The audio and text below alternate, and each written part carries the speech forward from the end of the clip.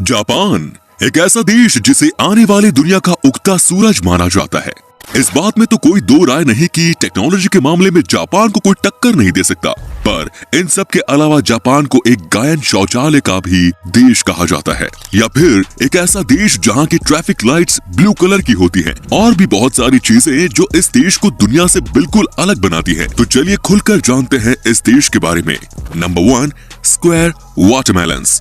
दोस्तों, तरबूज के इस आकार का आविष्कार पिछले 70s में एक ग्राफिक डिजाइनर की मदद से किया गया था, क्योंकि इस आकार में इन्हें फ्रिज में मजबूती से रखा जा सकता है और काफी आराम से काटा भी जा सकता है। जापान के किसान इन्हें एक स्पेशल कंटेनर में उगाते हैं, जैसे कि ये काफी महंगे और खूबसूरत होते हैं। लोग इन्हें खाने के तौर पर न खरीद के सजाने के तौर पर ज्यादा खरीदते हैं। Number 2, ramen noodles bath. Hakone में बसे इस यूनशान स्पा रिजोर्ट में सुअर के मांस का सूप और रामेन नूडल्स खिलाकर लोगों का दिल बड़े आराम से जीत लिया जाता है। जापान के काफी लोग इसके पीछे दीवाने हैं। उनका ये मानना है कि सुअर के मांस का सूप उनकी त्वचा के लिए बहुत लाभदायक है, क्योंकि उसमें भारी मात्रा में कोलेजन पाया जाता है। Number 3, bizarre flavour of KitKat. Chilli paper, wasabi, sweet potato, grill corn, soybean, salt watermelon, mango, green tea, ये सब बस कुछ किटकैट के छाटे गए फ्लेवर्स हैं जो जापान के लोग खाते हैं। इनमें से आप कौन सा खाना पसंद करेंगे, कमेंट्स में जरूर बताएं। Number 4, fake food.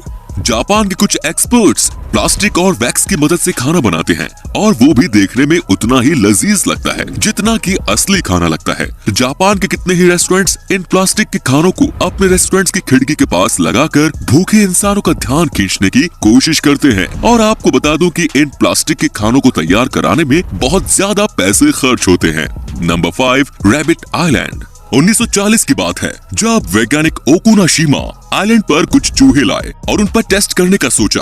पर कुछ महीनों बाद वहाँ उनकी तादाद इतनी बढ़ गई कि लोग वहाँ घूमने जाने लगे और अब वो एक टूरिस्ट प्लेस बन गया।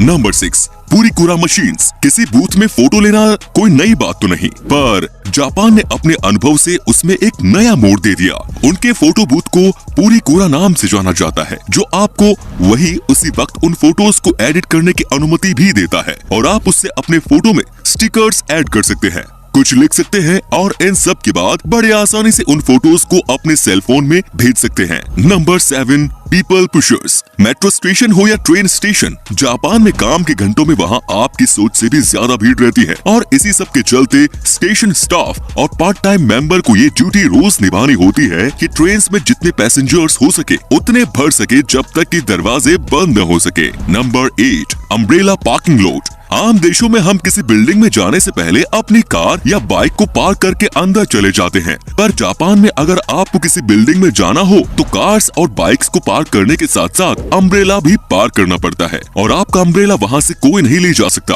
अम्ब्रेला पार्क करने के पीछे मकसद ये है कि आप बिल्डिंग को पानी करने से बचा सकते हैं अगर आपका अम्ब्रेला पानी से तर हो। जापान के लगभग सभी सरकारी बिल्डिंग, होटल और ऑफिसेज में इन अम्ब्रेला पार्किंग लॉट का इस्तेमाल होता है। Number 9, millions of vending machines. दुनिया के कई देशों में वेंडिंग मशीन नाम की कोई चीज ही नहीं है, वहीं पूरे जापान में 5 मिलियन से भी ज्यादा वेंडिंग मशीन्स का इस्तेमाल होता है। जापान के लोगों का देर रात तक काम करना बिल्कुल आम बात है, और इसीलिए उनके स्नैक्स और सोडा के लिए ही इन वेंडिंग मशीन्स का इस्तेमाल ज्यादा होता है। पर वैसे आप इन वेंडिंग मशीन से कुछ भी खरीद सकते हैं, महली से लेकर अंडरवियर भी, कुछ भी। तो दोस्तों, आप क्या सोचते हैं, हमारे देश में भी ये सुविधा उपलब्ध होनी चाहिए या नहीं, कमेंट्स में जरूर बताएं।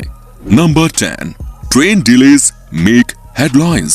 समय की पाबंदी और अनुशासन का जापान में बड़ा महत्व है, और ट्रेन स्टेशन इस चीज से बचने के लिए कुछ भी कर सकते हैं। दोस्तों, अगर ट्रेन 5 मिनट भी लेट हो जाए तो रेलवे कंपनी को एक उनके वर्कर्स और पैसेंजर्स के लिए डिले सर्टिफिकेट देना पड़ता है, जिन्होंने उनकी वजह से शायद कोई इंपॉर्टेंट मीटिंग मिस कर दी हो। और अगर ट्रेन किसी वजह से 1 घंटे से ज्यादा लेट हो जाए तो रेलवे कंपनी को न्यूज़पेपर में एक माफीनामा देना पड़ता है।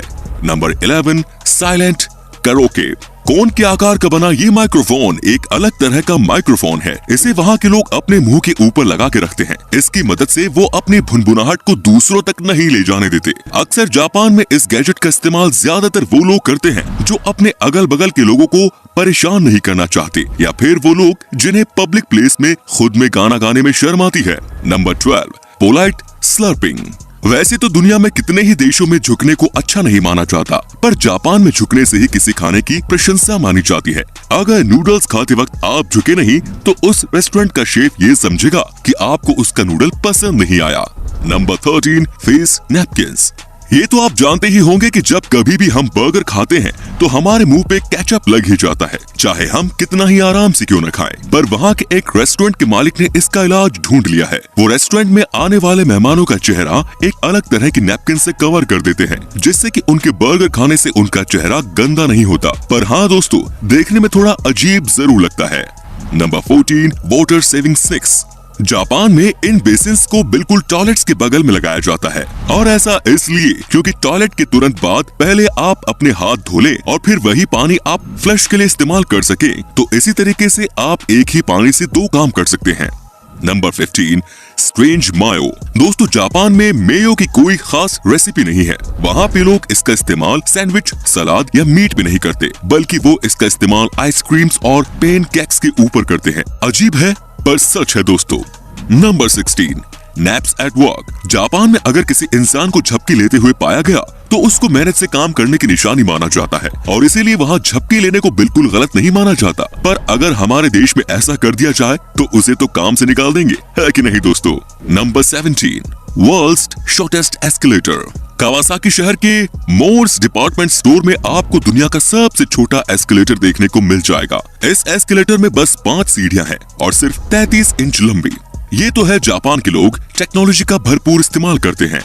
Number 18, doll village. जापान के इस गांव नागरो की आबादी 300 लोगों की हुआ करती थी, पर इस गांव में अब 40 के आसपास ही लोग रहते हैं। एक लोकल आर्टिस्ट सुकीमी आयनो ने इंसानों के आकार की गुड़िया बनाई, जिनमें से कई सारे वहाँ के लोगों की तरह लगती थी, और उन्हें वहाँ ऐसे रखा जाता था जैसे वो कोई काम कर रहे हो, जैसे कि उन्हें गांव के स्कूल में किसी क्लासरूम में बैठा दिया जाता है, जो कि शायद अब कुछ दिनों पहले बंद कर दिया गया है।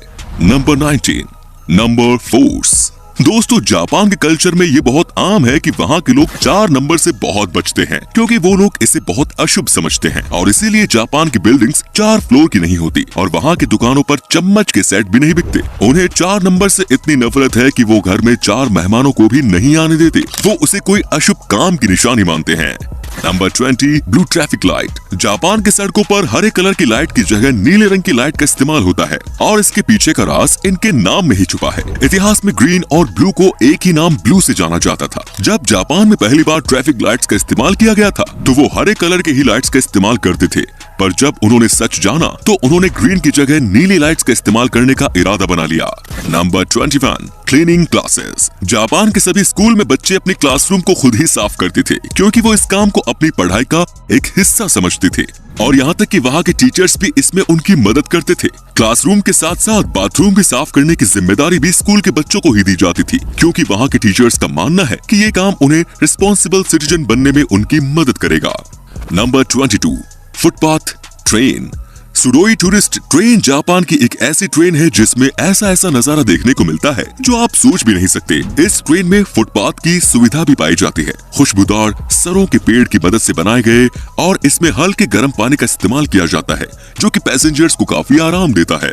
Number 23, futuristic toilet. जापान के टॉयलेट्स आम टॉयलेट्स की तरह बिल्कुल नहीं होते। ये बहुत ही अच्छी तकनीक से बनाए गए हैं। इन टॉयलेट्स को इस्तेमाल करने से पहले आपको पता होना चाहिए कि आखिर इसमें मौजूद इन बटन्स का मतलब क्या है। इसमें कई अलग तरह के ऑप्शंस पाए जाते हैं, जैसे कि अगर आप चाहे तो टॉयलेट सीट को अपने मुताबिक गर्म कर सकते हैं, आप चाहे तो गर्म पानी स्प्रे कर सकते हैं, और चाहे तो आप गाने भी बजा सकते हैं। दोस्तों, जापान की इस टेक्नोलॉजी के लिए एक लाइक तो बनता ही है।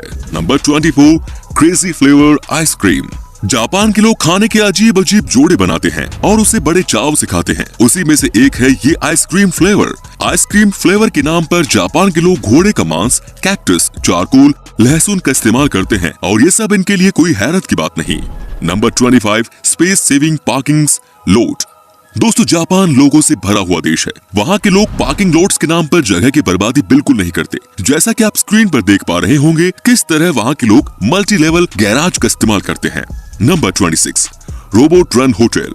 नागासाकी के एक होटल में रोबोट वहाँ के स्टाफ का एक बहुत बड़ा हिस्सा है। उन्हें हैन्ना के नाम से जाना जाता है, जिसका सीधा मतलब है स्ट्रेंज। इंसानों की तरह दिखने वाले ये रोबोट हर वो काम करते हैं जो एक इंसान करता है, जैसे कि गेस्ट से मिलना, लगेज उठाना, कॉफी बनाना, रूम्स को साफ करना और भी बहुत कुछ। और तो और वो बात करते वक्त मुस्कुराते भी हैं, पर उनके अगल बगल वहाँ के स्टाफ मौजूद रहती हैं, इसकी देखरेख में कि आखिर वो ठीक तरीके से काम कर रहे हैं या नहीं। Number 27, cafe companion.